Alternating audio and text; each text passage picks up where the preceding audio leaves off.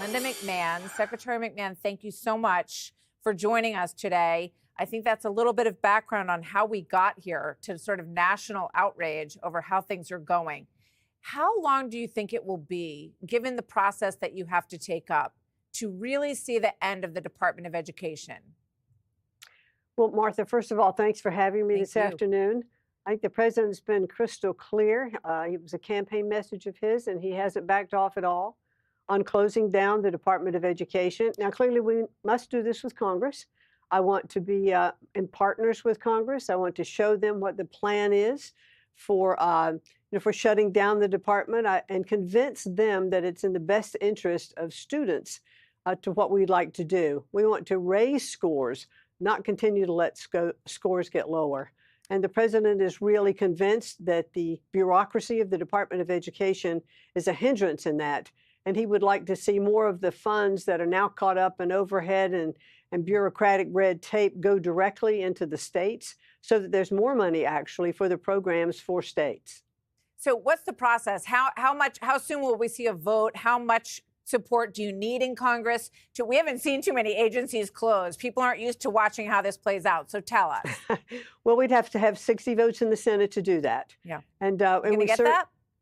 Well, we're going, as I said, we're going to partner with Congress. I've already talked to some of the senators about what we would like to do. I've heard some of their concerns. I want to address them as we move along, because there are plenty of programs that we can put into place that can transfer very easily. And what I would like to do is to make sure that as we, as the president says, send education back to the states, that we are providing the states with tools and best practices so that they can look at what's been successful in many other states that has raised their scores. We just got the NAEP scores at the end of January. That's the nation's report card.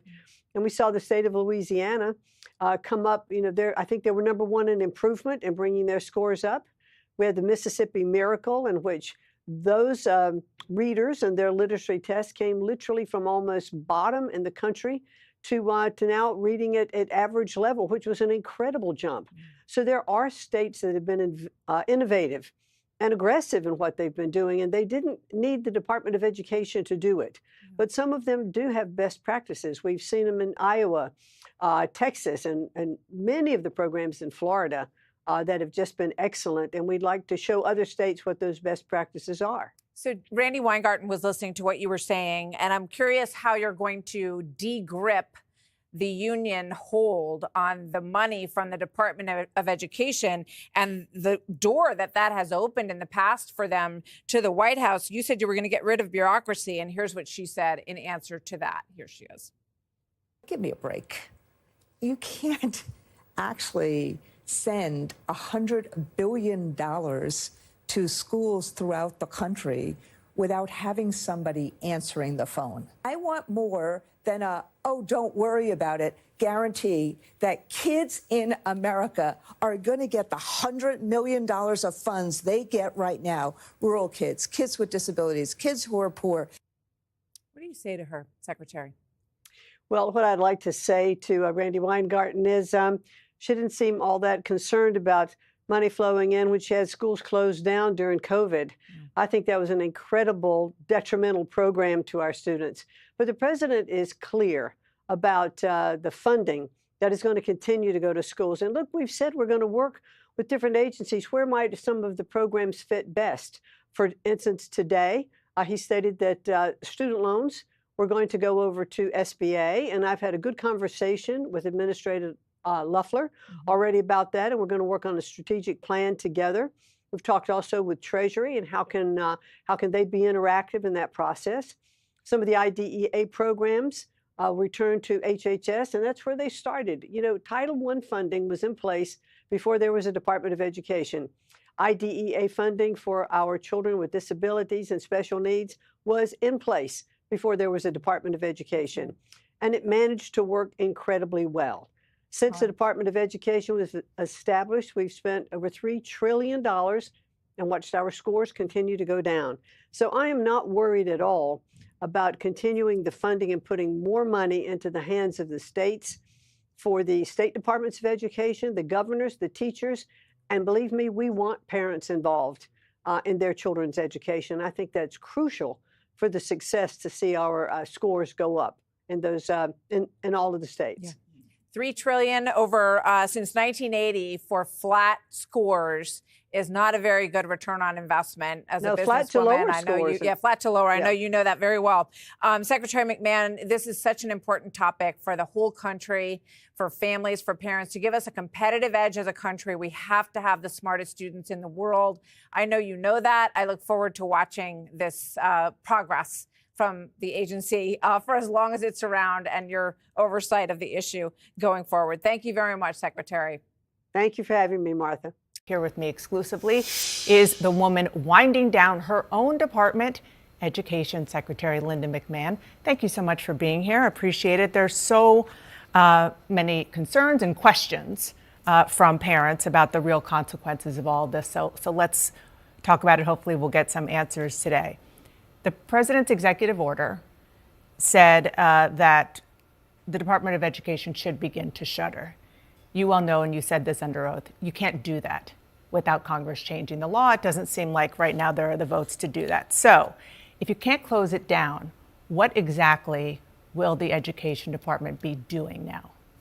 Well, I think, first of all, thanks, Dana, for having me this morning. It's nice to start a Sunday with you. Thank you. I think the president was very clear. The outward-facing programs that are going to be affecting students there's not going to be any defunding for those programs. When he talked about student loans, that would be going to the Small Business Administration, and also then the programs for students with disabilities will more than likely rest in HHS, which, by the way, is where they began.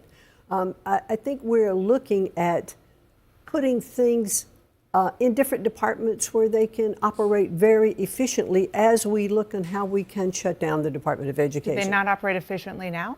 Not as well as they should be. As a matter of fact, the president campaigned on the fact that he wanted to close down the Department of Education. And what we saw with our scores recently with the NAEP, which is our country's report card, I mean, it's unacceptable where education is in our country today. And so the Department of Education does not educate one child. It does not establish any curriculum in any states. It doesn't hire teachers. It doesn't establish programs. Mm-hmm. What it is more of a pass-through of funding, which is appropriated by Congress, by the way. And so we want to make sure that that funding continues in the departments where it needs to be, but at the same time, give states the opportunities to be innovative and creative with their teaching. So you mentioned that there are lots of data. There's lots of data that shows that, I think, to put it mildly, education could be better in America. Absolutely. But you also just admitted, and it's just fact, that most of the funding, most of all of the curriculum, and everything that goes into educating our students happens on a local level. So I'm not quite sure how eliminating the Department of Education is going to make those test scores go up. Well, a lot of the funding that goes into states now goes with a lot of red tape, a lot of strings attached to it. And so governors and state superintendents of education have said, look, if we have the funding coming in which allows us to be more creative, how can we spend that? The president believes, as I do, that the best education is that's closest to the students. And I want to look at some of the states that have been incredibly great over the last couple of years, like Louisiana. Their NAEP score showed that they had improved the most of any states. Those were programs that were put in place by the governors, by the superintendent of education, not having anything to do with the Department of Education in Washington. So what we need to do is to make sure that the funding has a clear path, the funding continues, but that the states are allowed to spend the money where they need to spend it, to hire teachers, increase their salaries, make sure that our students with special needs are taken care of. And that's what we want to make sure that happens. I just want to ask a sort of a fundamental philosophical question, and that is, do you believe that the federal government has a responsibility to ensure that all children, rural children, urban, rich, poor, special needs, have access to quality education? That is certainly the goal of the president. He has said that he wants to make sure that there is equal access to quality education for every student in our country, which is why he is such a proponent of school choice. He doesn't believe that any child should be trapped in a failing school, that we should have parents have the ability to choose where their children can be able to go to school so that they, if they are in a failing school, they have an opportunity to have better education somewhere else, that they have the tools to be able to do that. But if I may, it's a goal of the president, but is it a federal responsibility to ensure that every child in America has access to a good education? I think that was the purpose of public education when we first began it in our country. And I think that the federal government, state governments, we owe it to all of our children. After all, that's the next generation of our engineers, our scientists, our quantum mathematicians, but also our welders, our plumbers, our HVACs, our welders, all of that.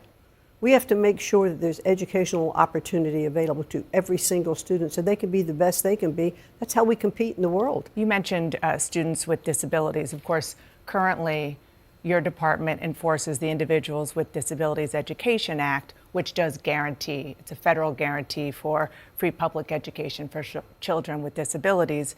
Can you guarantee to those parents and those students that there won't be any disruption with their education, the guarantees for their education? I certainly hope. I would like to see even more funding go to the states for that. And if it rests with HHS, which is one of the suggestions, that funding clearly is going to continue to come from Congress. And we want to make sure that those students do have those special services and those needs which they have, which is really monitored and taken care of at the state level.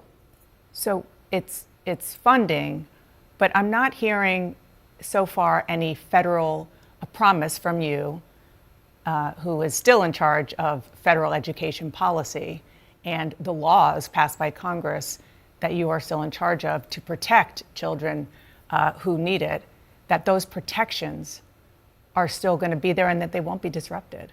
They're not going to be disrupted. And it really does rest from the federal level on the funding. So the funding is appropriated by Congress. It flows through to the states. But am I, the Secretary of Education sitting in Washington, going to have a view into a schoolroom where a teacher is trying to take care of a student with special needs? Or is that going to happen better at the local level where that teacher, in cooperation with the parents and the local school officials, has more opportunity to make sure that that student's needs are taken care of? That's where it needs to lie. But if they don't have the funding, if they don't have the support from Congress to continue to appropriate that money, then that's where the students can really, fall through the cracks. Okay, so let's talk about funding. Let's focus on funding.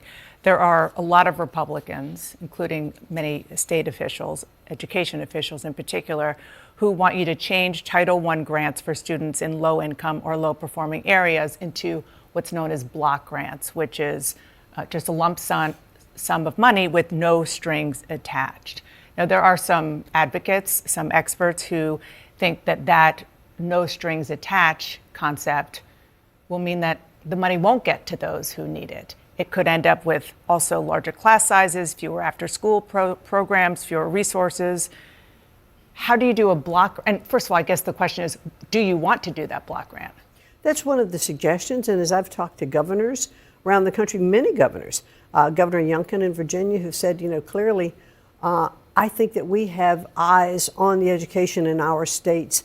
And if we have the funding, that we know how to spend it, where to spend it, without the government trying to say from their bureaucratic perch in Washington, this is where you should be spending that money. And Governor Youngkin or other governors could say, no, but if I take that money and I spend it in this district, or I spend it over here for teacher salaries, or I spend it here, I'm going to raise the level of education in my state. I'm the one with the bird's eye view, and I'm the one with the accountability. How do you, on the one hand, say that the federal government is still in the business of, which is still the law, protecting those students with disabilities, for example, and then send money without any guarantee that that's where the federal taxpayer dollars will go? Oh, well, let's be sure that we're understanding when you're talking about Title I versus IDEA money, which is the money that is being passed by Congress for students with disabilities. That will go for that purpose. So that won't be block granted? That's not going to be block granted in with Title I money. No, that's separate money that would go, because they would clearly have that responsibility to make sure that money does get to those students. I mean, that's an important distinction. Oh, it's a very I don't important think that was distinction. clear to people. That's a very important distinction. Just on the idea of Congress, you mentioned this, that the president wants to move the student loan program to the Small Business Administration, which you were in charge of in the Yes. last Trump term, and then move others to HHS. Why do you think President Trump has the legal authority to do that when these programs are inside your department through a law of Congress? Well, certainly President Trump has said he will move things in accordance with the law and in cooperation with Congress. He certainly knows that if there are statutes or laws that are governing where they need to be, we'll have to abide by the law. So that means you're not going to move them because the votes aren't there. No, that means we will work with Congress. We'll partner with Congress. We'll find out where the laws that govern these are. How do the laws? But you have to impact change what the they law. want? Not necessarily. We are going to look to see how we are governed, and if we have to change the law, if we need to work with Congress, if Congress doesn't agree, Yeah. then we'll find out. Yeah, We'll find out. Well, and I want to work with. I want the votes. Congress. The votes aren't there. So it sounds like, I think what people should know and listening to is none of what we're talking about is going to happen imminently. I've been on the job, I think this is my third week coming up. But during my confirmation process, as I talked to senators on both sides who did have concerns, and I said, look, I want to work in partnership with you, because our goal is to make sure that we are providing the best education for students in our country. We cannot be last in the world in education, because we are impacting our national security. We are impacting those next, second, and third generations that are coming along. It is up to us and our responsibility to make sure we are giving them the best access to education.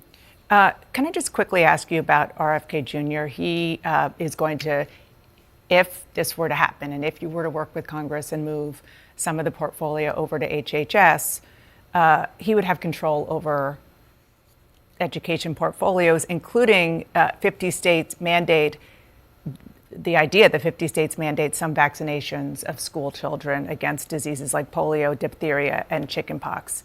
Would he be involved in vaccination of children at schools? That's a little bit outside of looking at making sure that we have funding for children with disabilities. Whatever is coming under the Department of HHS, I think that's a no.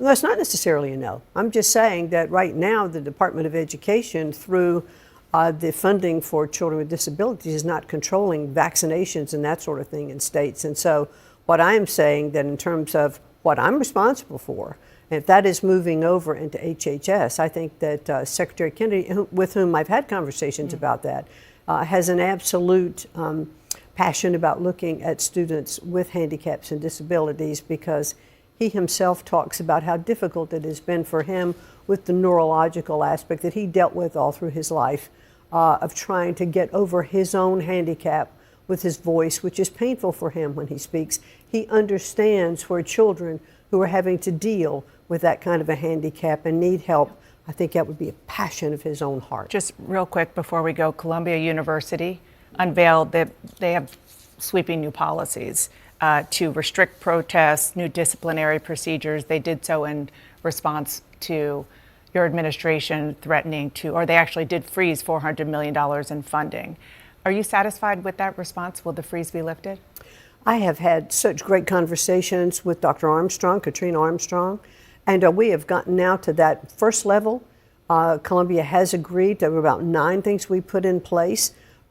When she and I met, she said she knew that this was her responsibility to make sure that children on her campus were safe.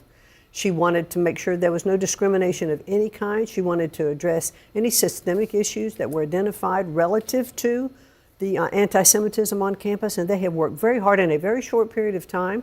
She and I exchanged personal cell numbers. We've talked, and I believe that they are on the right track so that we can now move forward. Does that mean that the money will be unfrozen? That means that we are on the right track now to make sure the final negotiations to unfreeze that money will be in place. Okay, so not yet. We're working on it. Okay.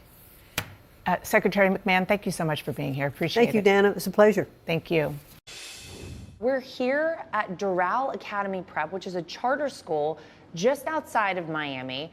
For people who aren't familiar, can you tell me a little bit about charter schools, how it overall fits into the vision President Trump has and you have as Education Secretary for school choice for America? Well, first of all, thank you for having me on the show tonight. This is really, really fun to be here. Charter schools are public schools, but they're kind of public-private. It does really present an opportunity for parents and for children to have choice. And Florida has been really one of the leading states in promoting school choice. Is this the goal for the average American family, to be able to have the option to send their child to a school like this? Children should not be trapped in failing schools.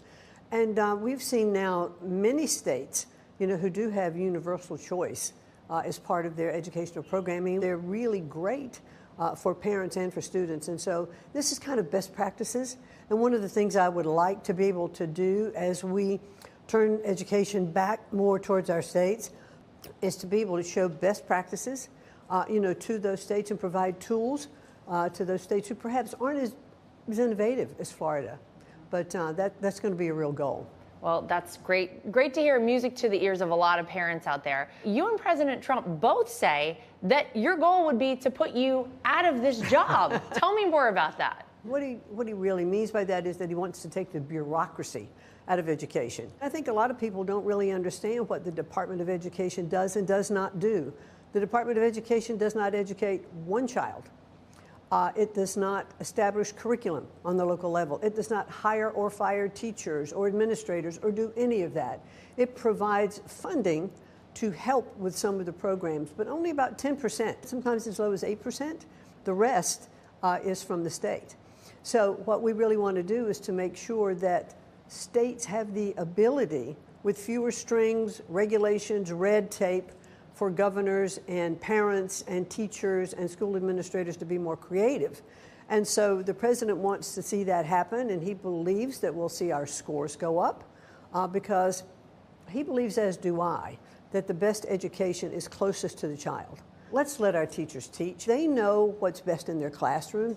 And let's provide, I think, more funding to help them have more paraprofessionals in their room. We'll see the results if we can do that. Our children are performing more poorly than when the department was founded, and we are falling behind most developed nations in terms of education. We want to see change, though, and that's what I think parents are demanding right now. They now are looking to you in this position and saying, okay, what's the plan and how are you going to do it? When you look at where our scores have been on the recent NAEP test, which is the nation's report card, we see, that only about 30% of 8th graders are reading proficiently. That means 70% are not. And we see declining math and English scores, reading scores. Kids have to, I always like to say this, that by the time you finish 3rd grade, you have learned to read, then you're reading to learn. And if you can't read by the time you leave 3rd grade, then your whole learning just continues to go downhill. So we have to make sure that we're teaching kids, and we've seen states that have seen their scores come up, like Louisiana recently, and Mississippi, what's called the Mississippi Miracle. They were really putting the science of reading back into their schools. These states have been innovative on their own. It's not anything the Department of Education is doing. So I don't believe states will miss a step. I think they will flourish and grow. In 2009, you actually kind of got involved in politics. You ran and won as a Connecticut school board member. Tell me about that experience. I've always loved education. As a matter of fact, I majored in French in college. I was going to be a French teacher, and I got my certificate to teach, but my career path took a little different direction after I graduated.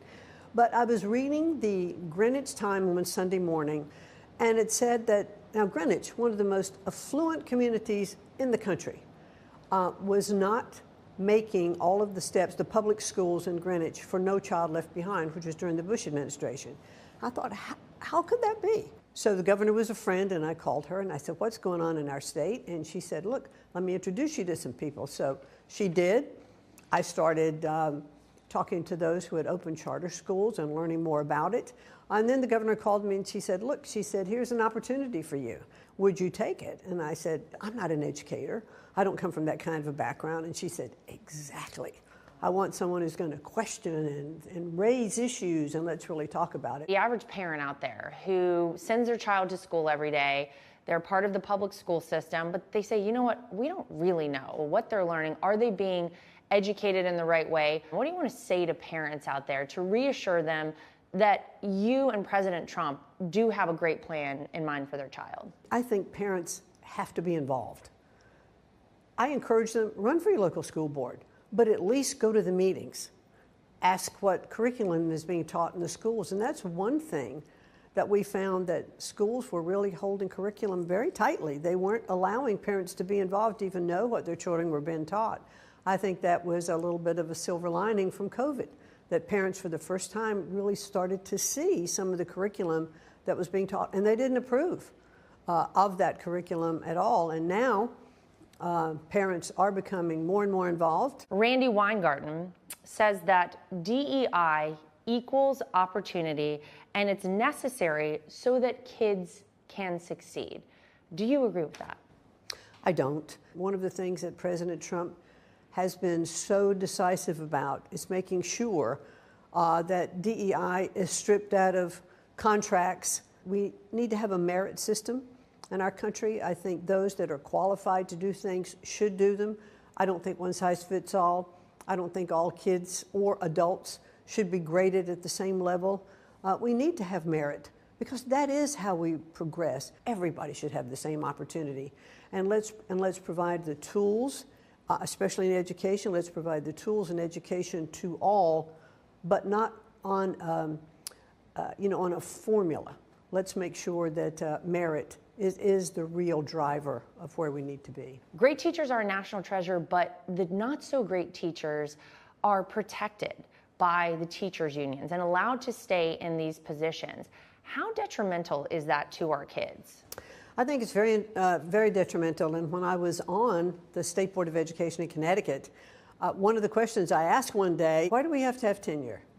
Well, you could have heard a pin drop in the room. I said, in the private sector, if you're not doing a good job, you get fired. If you're doing a great job, you get rewarded for that, and you have merit increases. And I think we should reward really good teachers, because they're having an incredible impact, on our students. They can lift them up, they can inspire them, they can encourage them, they can help really move them along.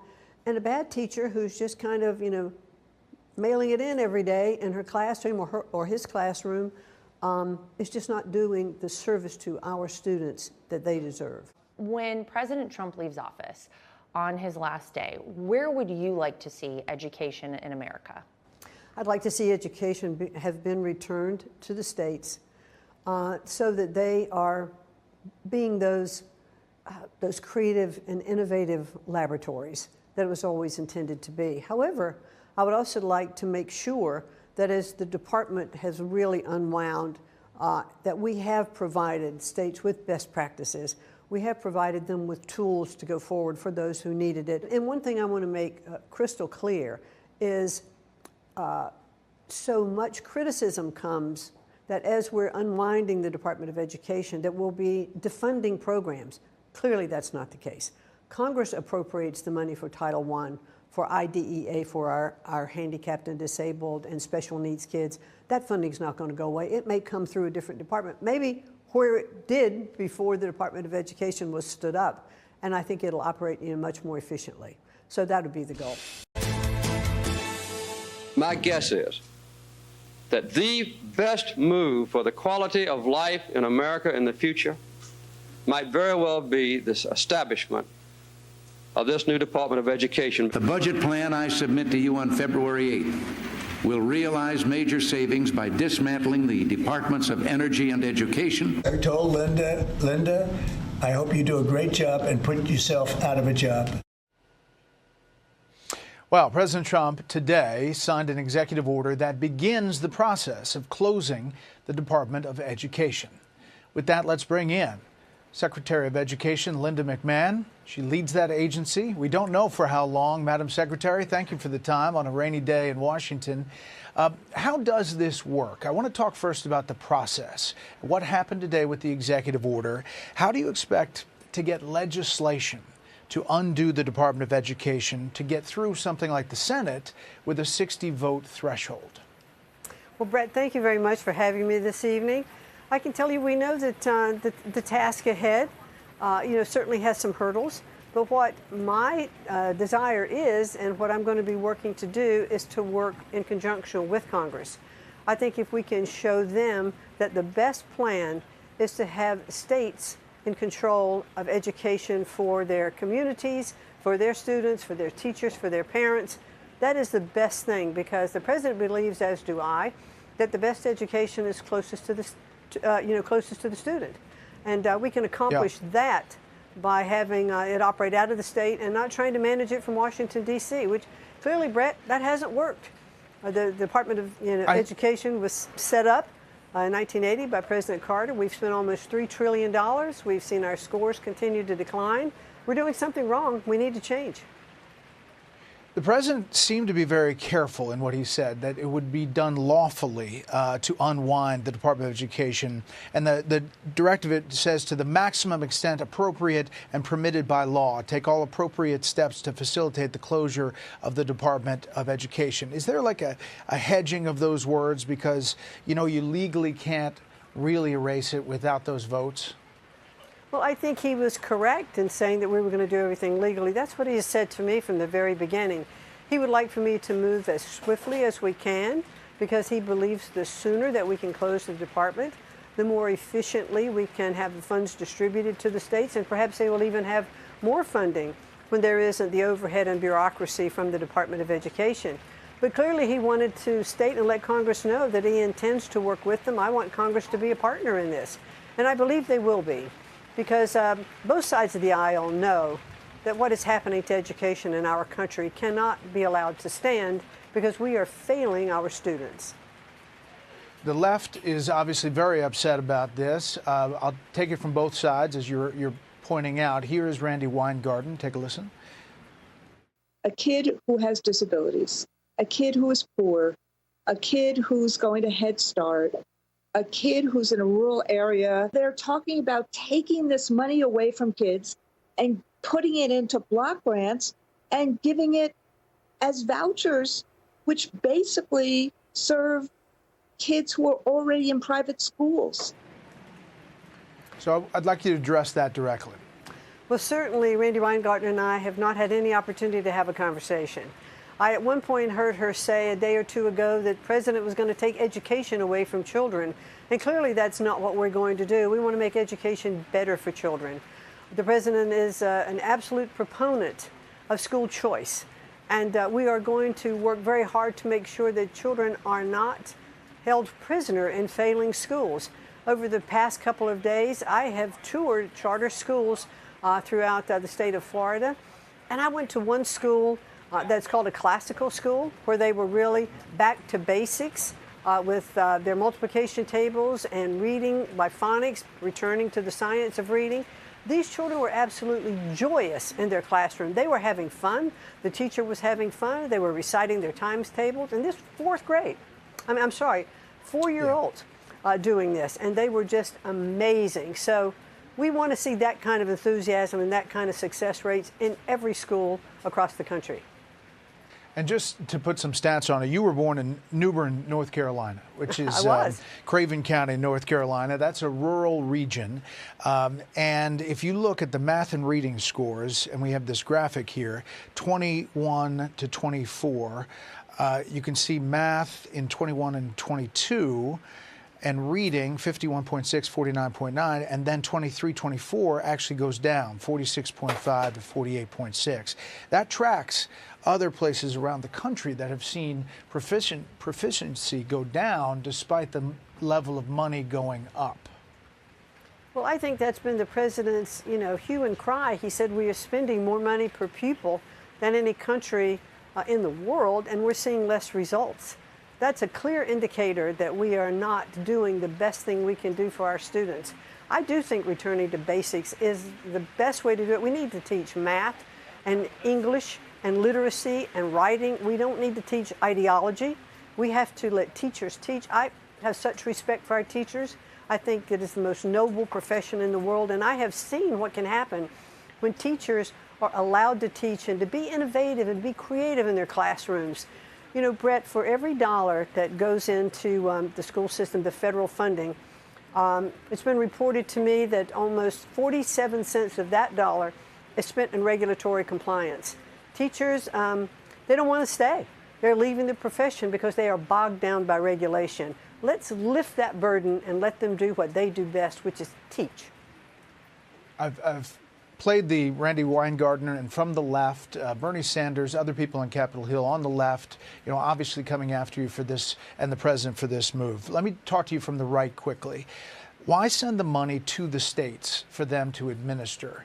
States like California, New York, Illinois, who conservatives would say have not had a great track record. Why not send the money to the states as a pass-through, and then they must give the money to parents and let them pick the schools and the instruction of their choice? Well, that's one opportunity. I think we should explore that.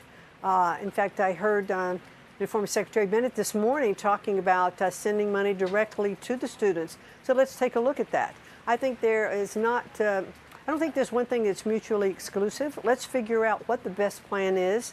Talk with the governors. That's one of the things I'm doing. I've just started. I've only been here a couple of weeks, but I've already started traveling around the country, talking to different governors, getting them on the phone, talking with different superintendent heads to say, what can we do better?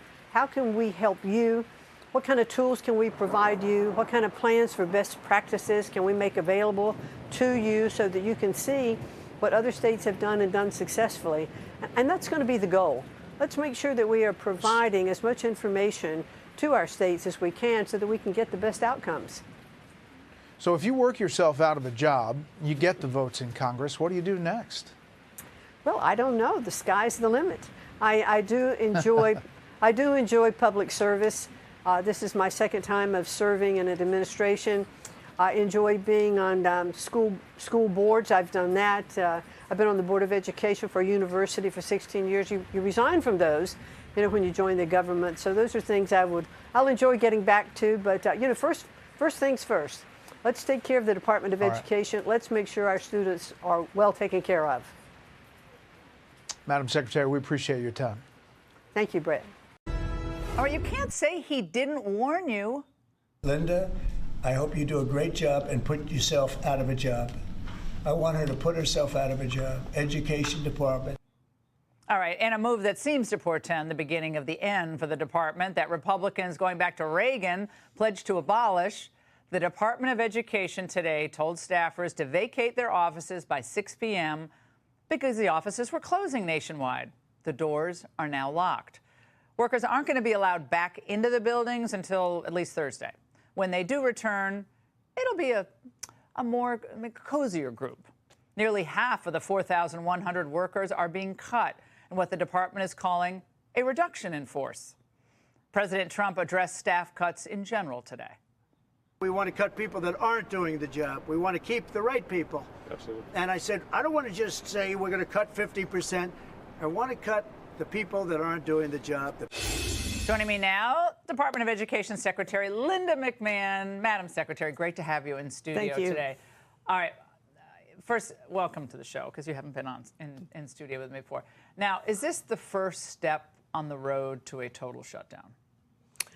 Yes. Actually, it is, because that was the president's mandate, his directive to me, clearly is to shut down the Department of Education, which we know we'll have to work with Congress, you know, to get that accomplished. But what we did today was to take the first step of eliminating what I think is bureaucratic bloat. And that's not to say that a lot of the folks, you know, it's a humanitarian thing too. A lot of the folks that are there, you know, they're out of a job. But we wanted to make sure that we kept all of the right people and the good people to make sure that the outward-facing programs, the grants, the appropriations that come from Congress, all of that are being met. And none of that's going to fall through the cracks. So that was my next question. So the criteria for keeping that 50% is related to expenditures and key programs? Correct. Congress appropriates the money that is going through Title I to IDEA programs. What's that stand for? Do you know what? I'm not sure I can tell you exactly what it stands for, except that it's the Programs for Disabled and Needs. Individuals with Disabilities Act, I think. Yeah. Yes. I'm guessing. I don't know. I don't know all my acronyms. I've been here for 30 years. This is my 5th day on the job, and I'm really trying to learn them very quickly. Right. It's a lot. So reports today said that the buildings were going to be closed for security reasons. What does that mean? Well, when people left today and they got their notification to take their laptops and their phones home with them, and we didn't want part of the people who were being permanently let go and those who are remaining to some of them show up to work tomorrow morning. That's standard corporate practice. So it was just standard corporate practice that we just locked the doors and said for those that are coming back will know that they'll be coming back on Thursday morning. Were people given a chance to take any personal effects? They were told that they will be allowed to come back. We would arrange for them to come back and take their personal effects with them and to say goodbye to some folks, too. Randy Weingarten, you're shocked. I know you two are catching dinner in about 20 minutes, but she actually commented about what's going on here. Watch. Think about a country whose president basically says, I'm getting rid of education. What does that say about the future? So many people are so mad about it because they're just taking opportunity away from kids that don't have it. So billionaires, kids of billionaires, they have it. Let's stay on the facts. Sorry. No, I'm do really not apologize. angry about this. No, because this I'm is what really people angry. need to... Your reaction? Well, clearly we're not taking away education. The president never said that. He's taken the bureaucracy out of education so that more money flows to the states. Better education is closest to the kids, with parents, with local superintendents, with local school boards. I think we'll see our scores go up with our students when we can educate them with parental input as well. Well, she's very angry. And over the weekend, I posted on X that it would be nice if Randy were ever angry about the abysmal 8th grade and 4th grade reading and math proficiency. You see those numbers, like 18%, 22% of proficiency or above? In 4th and 8th grade, we rank near the bottom globally on these standards. Well, it's shocking, given how much, and we're putting up a graphic, given how much we spend. I can't even, it's terrible. Well, I'll tell you, it's unbelievable. And when you think about high school seniors that are graduating, only 30% of them are reading proficiently. Now, that doesn't mean that they can't read words, but they can't read cognitively. And that's what we're missing. You know, you read to learn up until 3rd grade, and then after that, you're learning to read up until the end of 3rd grade, then you're reading to learn. And if you can't read after the end of 3rd grade, you're going to be behind in your reading. And so that's what we have to focus on. Well, you know what I say to my own kids? If you don't read, I'm not talking about this, by the way. I'm not talking about phones. I'm like, if you don't read real books, you probably can't write. True. You must read to write. I've been preaching this gospel. I'm not saying my kids are all that great at it, but it's just terrible. I want to ask you on a personal level. You're a businesswoman, and you've known President Trump for a long time. This is a new world for you, this education department. How shocked were you, if at all, about how swampy it really is? Well, this is my 5th day on the job. And so, you know, I did serve in the first administration of SBA. But so when I got to the Department of Education, the president said, look, I need an executive, I need a leader in the department. And so when I got there and I found out, I said, okay, we have to identify where the bloat is, where the bureaucracy is, and let's start. We're going to start there because the programs, so many of the programs are really excellent. We need to make sure that money does get to the states. But we want more money to be able to go to the states. And that's what the president said all along. If we get rid of the bureaucracy, the states will get more. It'll go directly into the states. Block grants to states. Perhaps block grants without so many strings and red tape attached to it. What's your interaction been with Elon Musk during your very brief tenure so far? Well, it's been excellent. And I did co-chair the transition committee going into the administration, had a chance to work with him there. Have met with him twice. And we have Doge, a couple of the Doge, 3, I think, Doge fellows that are in our department. And I look at it as an audit. You know, if you were in the private sector, this would be an audit. And turns up a lot of things in the audit. Some of you look at it and say, no, we can get rid of that. No, this is the implication that you don't understand, so we can't get rid of that. So I think... So they have read-only access to the files? To your grant files and so forth? Well, budget files? Yeah, they're not changing any of the budgets of that sort. They're there to go, to find out information, to make suggestions. But, you know, the secretaries and the agency heads are actually the ones who run the departments and make the final decisions. Well, it's great to have you in studio. You're going to get a lot of protests outside of my old department, where my first job in Washington was at the Department of Education. I was only 22, but I had no idea what any of those people did in there. I just wrote speeches. I was like, I don't know what these. But it's great to see you. Thank you so much for joining us. Thanks for having me. All right, me. you take care. Education Secretary Linda McMahon joins me now with more. Secretary McMahon, I read your letter to Gavin Newsom, and what I love so much about it is you pointed out at the top, you know, Gavin Newsom, you had this newfound realization that it's unfair to have biological men in women's sports, and yet you point out something that he is yet to call for the legislature to fix that. In the New York Times, I'm reading an article from March 6th where they say he's yet to take a legislative position. So is he trying to have his cake and eat it too here? Sounds like it, but I think it's time for him to put his money where his mouth is, you know, and really give these rights, you know, to parents. I mean, can you imagine? We've got kind of twofold things going on here. One, he's saying boys and men shouldn't compete with girls' sports, but he's just saying boys and girls. He's not addressing the issue of transgender. So for boys who identify as girls, he's not taking a stand on that at all, and that's continuing to happen in schools in California. The other side of this is the withholding of information from parents, and that's, you know, violation of FERPA, which parents have the right to be informed about what is happening with their children in school.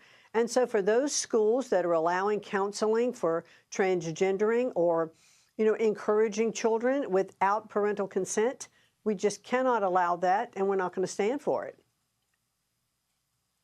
So that's something I'm deeply concerned about as a parent, these parental secrecy policies where my daughter could change her gender and her name and somehow not tell the parent that. It's absolutely nuts. And you're saying with his positions on sports and on these parental secrecy policies, he's violating Title IX and FERPA. So what's the timeline on this? When does he need to comply with federal law? And then what's the consequence if he chooses not to do so? Well, we've certainly put him on notice. And there are some universities in California that are already being investigated. But he's going to have to step up to the plate and do this. We didn't specify a timeline in the letter, but clearly I think he knows that it's going to be imminent or risk defunding for some of the universities, you know, in his state. Yeah, and we've seen the Trump administration defund several of these institutions, and we've seen some of them step up and play ball, including Columbia, which defies my mind. Didn't think they would do it, but they did. They know President Trump means business. I want to pull up a poll just to show where the American people stand on this. They stand with you, Secretary McMahon. They stand with President Trump. This is a New York Times poll. They found 80% of Americans, 80%, including more than 2/3 of Democrats, oppose allowing biological men to compete in women's sports. So how much of this with Gavin Newsom is political expediency? I'll tell Charlie Kirk this is unfair and then take no action because I have long-term political plans. Well, it clearly is political as far as I'm concerned. And I think the general public listening to Gavin Newsom understands that he's just done a total flip-flop on his position. How can they take him seriously when he won't address it through the legislature, but he'll talk about it. It sounds good now to say on this 80-20 issue, yeah, that I'm in favor of not allowing men or boys to participate in girls' sports. It's easy to say, but let's have some action. Let's show that you prove you mean what you say, and let's do it right now. Secretary McMahon, I love it because you mentioned he's talking a lot. He's got that new podcast, but you're demanding action. You're getting answers, and you're prepared to take action if you don't get them. Secretary McMahon, keep up the great work. President Trump preparing to make good on one of his biggest campaign promises, dismantling the Department of Education with the help of Education Secretary Linda McMahon. I want to bring the schools back to the states. And I've said it 100 times. We're ranked at the bottom of the list, and yet we spend more. We're ranked #1 for cost per student. We're ranked at the bottom of the list in education. I want the states to run schools, and I want Linda to put herself out of a job. In her first interview since being confirmed, Education Secretary Linda McMahon joins us now. Good morning to you, Madam Secretary. Good morning, Ainsley. Thank you for coming on. So we've heard that he could be signing this executive order today to abolish the Department of Education. Is that coming today?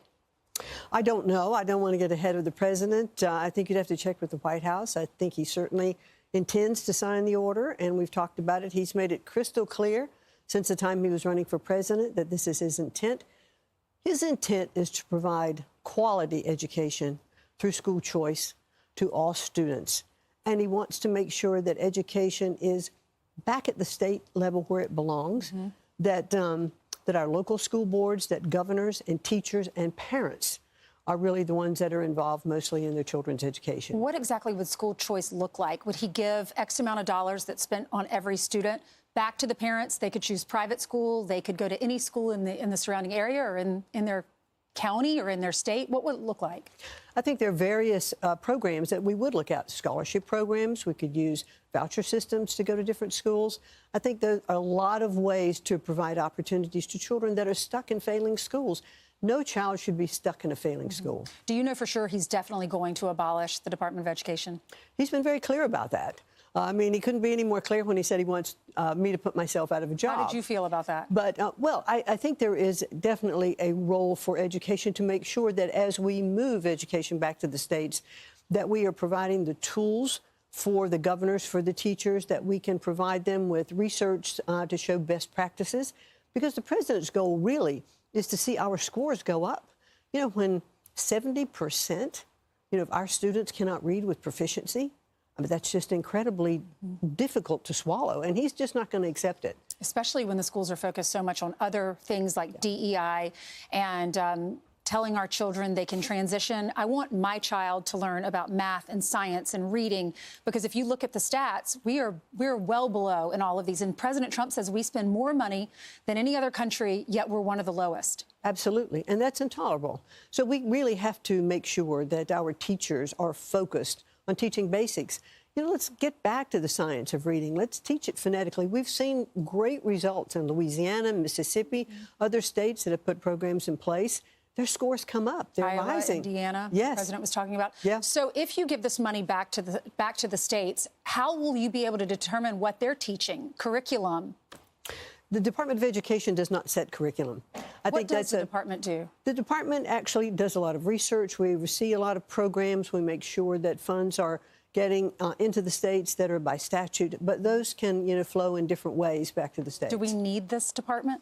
No, we don't. What about your employees, 4,100 employees? What are they saying? I'm sure they're fearful they're going to lose their jobs. Well, I think any time there's talk about shutting a department down, the employees that are there are concerned about their jobs, but they're good off-ramps for them. And in a country where we right now have over 8 million openings in jobs, I think there'd be a lot of places for them to go, and we'd like to help them get there. I want to talk to you about what this means for our teachers. I'm a daughter of a teacher for 33 years. My sister's a teacher in Charleston, South Carolina. And I want to talk about what it means for the parents, because I know you want to give the parents you want to make them the primary decision makers. But first, let's start with the unions. What does this mean for the unions? Because Randy Weingartner, head of AFT, says trying to abolish the Department of Education, which, by the way, only Congress can do, which is true, you would need 60 votes, sends a message that the president doesn't care about opportunity for all kids. Maybe he cares about it for his own kids or his friends' kids or his donors' kids, but not all kids. Well, I can tell you, when I've talked to teachers who tell me that of every dollar that comes into the classroom, they spend about 47 cents of that dollar complying, with regulations. And the president wants to release teachers to be innovative in their classrooms. Let teachers teach. Let them do what they like to do. There is no one-size-fits-all for education, and those teachers that are in the classroom feeling that energy every day, knowing what this group of kids can do better, that group of kids can do better, let's let them do what they do. What would you say would you have any control over the superintendents that are more woke or the schools that are more woke, or would that be up to the governors of those states? It's really up to the governors. There is some federal funding that does come into some schools through different contracts, and so we, the Department of Education, before I got there, but after President Trump was elected, have stripped out DEI from a lot of the contracts and taken away that kind of particular funding. Without the Department of Education, what would this mean for the students and for the parents? I think we will see scores go up. Our nation's report card, which is called NAEP, which came out the end of January, is what showed how far down. Since the Department of Education was established in 1980, we've spent over $1 trillion to see our scores continue to go down. we are not doing something right, and it's time to change it. Would it affect the teachers if there's no more Department of Education? I don't know.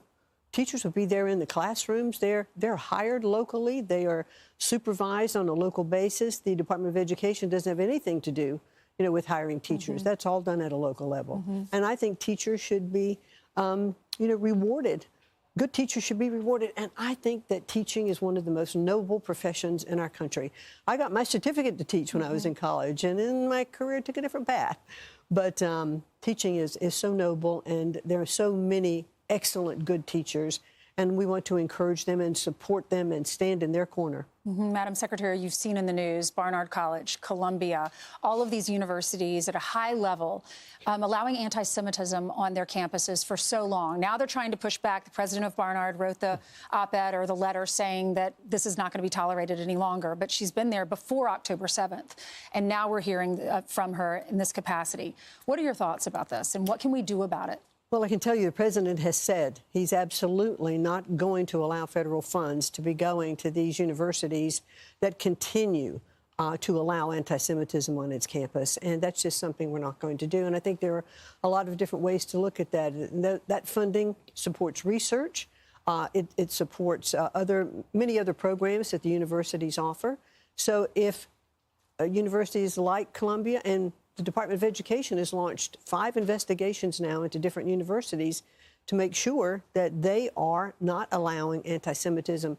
Kids ought to be able to go to college, and parents ought to feel good about their kids going to college, knowing they're in a safe environment. And to allow this kind of unrest, this is not about freedom of speech. We're talking about violence on campus. I know. And college presidents need to call in the police right away. They have to quell these uprisings and not allow faculty to be attacked or other students to be attacked. So we're at Barnard. One last question, Doge. The president saying to Elon Musk, provide the numbers. We're very grateful to you, wealthiest man in the world, helping us to go through and cut out the waste and the fraud. But now it's up to the department heads, the cabinet secretaries to decide. How are you using that information to run the Department of Education? Well, we surely welcome Doge to come in. I've looked at it as an audit. And, when I was in the private sector, I think a lot of stuff is always turned up when you do a good, solid audit. So I welcome the Doge folks that are in. We meet with them almost daily. I've been very appreciative of the things that they have shown us, some of the waste, and we're reacting to that. Well, thank you for everything you're doing for our country. Thank you. And your husband, just such legends, and then now you're working for the President of the United States. Thank you. God bless you. Ainsley. Thanks, Linda. Madam Secretary. Bring in Education Secretary Linda McMahon. So the State Department, Marco Rubio, the secretary there, he handles a lot of the visa things. One of the things you're trying to do is to make sure that students who are at these universities can get their learning and be educated. I want to call up here. These are anti-Semitic incidences on U.S. campuses, a 500% increase between 2023 and 2024, 360% increase just since October 7th, and 83% of Jewish college students have witnessed or experienced anti-Semitism on their campus. Just wanted you to listen to Senator Patty Murray. She does not like what's happened at the Department of Education in terms of the Office of Civil Rights. Watch here. Well, I hate to tell you all, but Trump is axing the fire department. He has fired nearly half of the OCR staff and shuttered more than half of the OCR offices. So I don't know how anyone can actually say they're serious about stopping anti-Semitism on campus without also saying that they are concerned by this movement to gut that agency on the front line of stopping anti-Semitism. How would you respond to that? Well, certainly. Thank you, Dana. It's a pleasure to be on this morning. And Senator Murray certainly has her opinions. I think that what we found at eliminating part of the OCR folks at the Department of Education was that we found duplication. There were district offices, around the country. We've consolidated. We have people focused on what they're doing. But I've had, conversations with Dr. Armstrong at Columbia and have told her that when we looked at anti-Semitism on campus, she needed to understand the president is absolutely dead serious, that civil rights is of optimum importance, that students who are going to universities should be able to feel safe. I've talked to Jewish students who said they did not feel safe being on campus, and I stressed with Dr. Armstrong when the defunding mechanism was hitting through 3 different agencies at Columbia that it just was not going to be tolerated.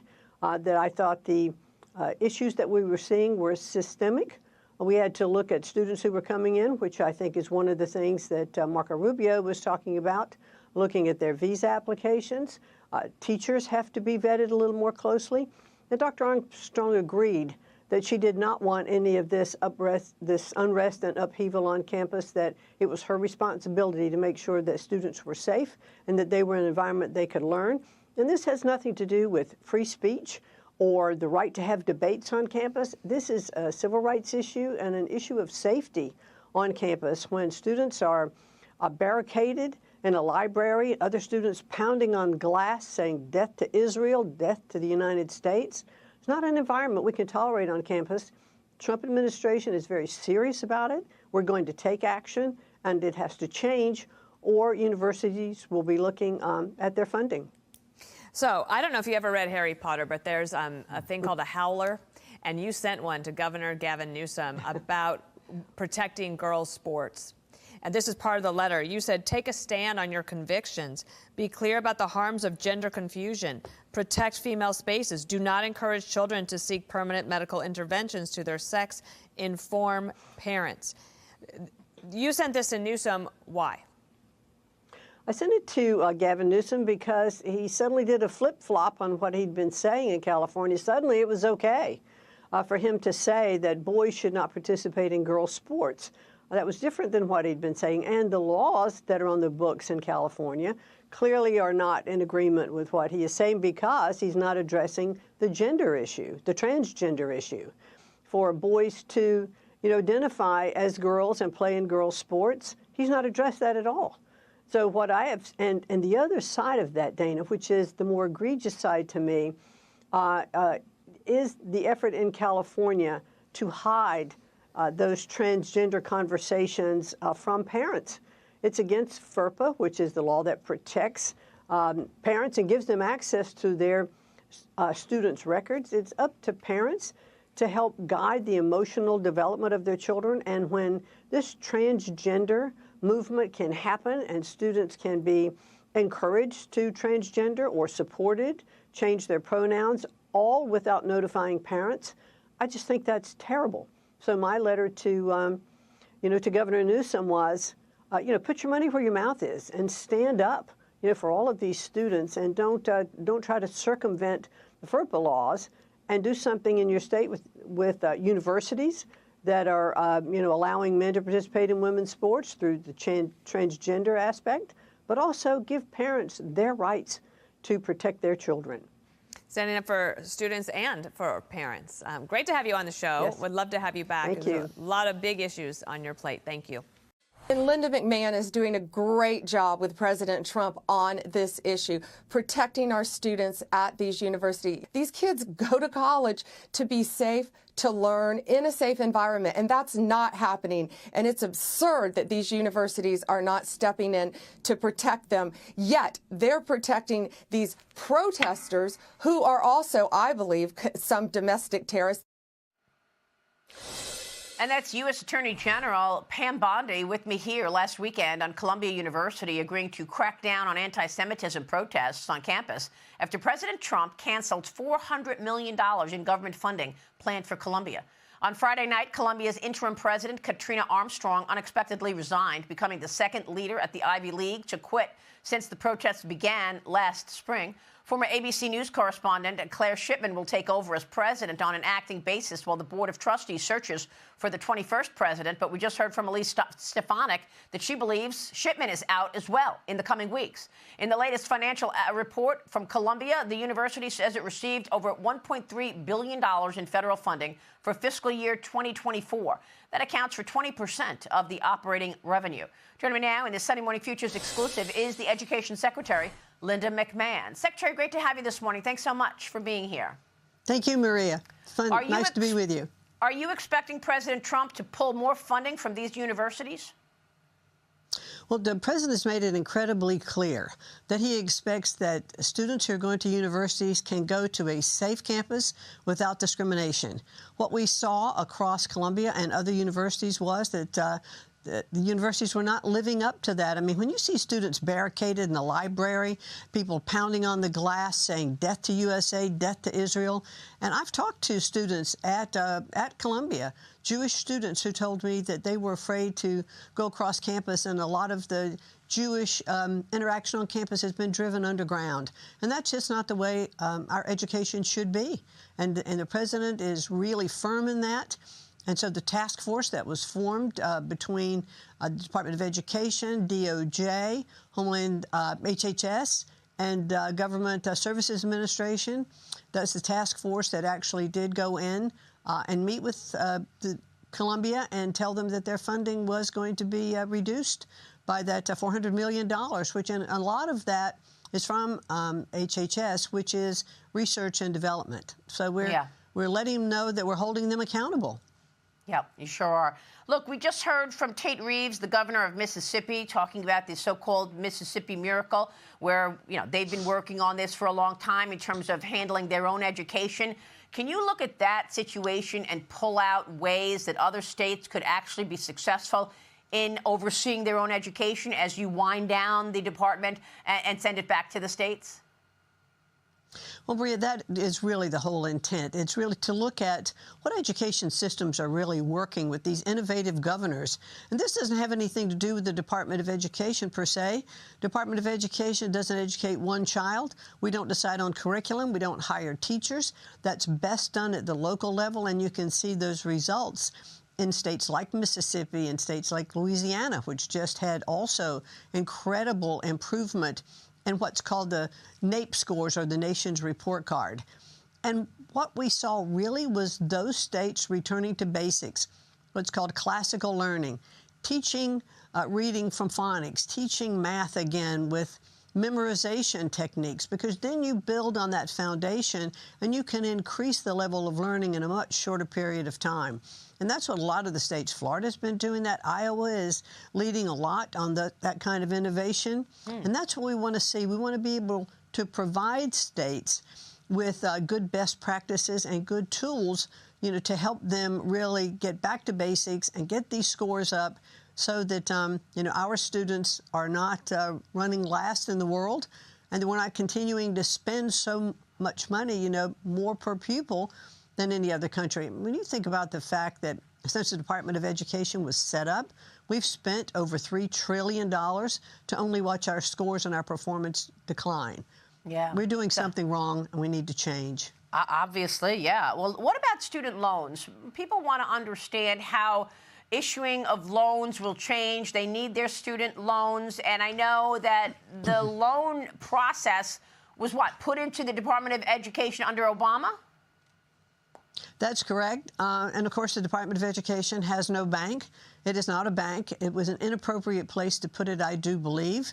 I do think that it was there because a lot of the cash flow that would come through would be used to fund other programs. But in the meantime, what we've done is lost the responsibility of repayment of student loans. And so much of the conversation that was happening under the Biden administration, in which, you know, he was saying, you know, don't worry, you're not going to have to repay these loans. These are going to be forgiven, et cetera. What that resulted in, that all through his administration, there was no collection process. Since even right around COVID time, when it first began, and there were instances I totally understood about repayments during COVID, but they were never reinstated. So there have been no collections since March of 2020 for outstanding loans. That's just a travesty, and it's, you know, it's a burden that the American taxpayers should not have to continue to shoulder. Right. Well, you just said, look, the Department of Education doesn't teach students. It doesn't do all of the things that you would expect. So what specifically has the Education Department been doing? What does the Department of Education do then? The Department of Education is really, it's a pass-through from funds that are appropriated by Congress for Title I funding, for, you know, funds for special needs and handicapped children. They flow through the Department of Education into the state districts to be distributed, you know, by the governors or by the superintendents or commissioners of education in those states. And the Department of Education really also oversees competitive grants. That's also money appropriated from Congress. And so we'd like to look at those grants as being best practices and get rid of the waste and the abuse that was happening in the Department of Education. And we're finding much of that money has been spent in ways that it was not intended to be spent. Wow. So pulling that in, making sure that the money's being spent in the right way, providing best practices to states and the right kind of tools, through research that they can have to understand how they can do better. Now, in order for this to really be codified, you need Congress. Do you expect Congress to take this on and wind down the Education Department? Actually, I am very hopeful of that. I've spoken to, many senators and some congressmen, and we've talked about how we'll be partners that will show transparency to Congress. I hope by the time that we're really ready to turn education back to the states and turn that funding back to agencies where it originated, the Title I funding and special needs funding used to come through the Department of that time, Health, Education, and Welfare, which is now HHS. And Senator Kennedy and I have already had conversations about having that come back and flow through there. And so, the Department of Education was set up in 1980, and all that funding just kind of had another place to go, but we can return it to where it was and have efficiencies in our government, and education will be in a much better place when it's closest to the students. Sure, understood. President Trump believes, as do I, the best education is that closest to the students. Who knows more? Parents, teachers, local superintendents of schools as they're establishing their curriculum. Right. We'll see test scores go up, and I'll be pleased to watch it. As will we. Secretary, good to see you. Thank you so much. Linda McMahon joining us. Thank you, Maria. We'll be right back. I was just in Caroline Leavitt's first briefing as the White House press secretary. Not a surprise, given it was essentially must-see TV during Trump's first term, that this room behind me, the James Brady briefing room, was essentially packed with standing room only around the chairs that you see on TV. I was in the front row, and a lot of the questions today focused on that memo that was issued last night, pausing all federal funding, essentially trillions of dollars that is spent by all of the government agencies that's already been appropriated by Congress, meaning the money is already there for these programs, but they put a pause to it, saying that they want to review it and make sure it fits in with the Trump agenda. It's caused a lot of confusion, and a lot of people are seeking clarity. Democrats on Capitol Hill are saying Trump doesn't have the legality to do this. But I asked Caroline Leavitt about that matter. She says it was the White House counsel who advised Trump that, yes, he did have the authority to do so. Expect legal challenges to this, as there are a lot of questions about what it's going to affect. Veterans organizations, homeless shelters, disaster relief. There are so many agencies that are being touched by this pause. And really a big question, they say it's temporary, but the White House could not say exactly how long it could last.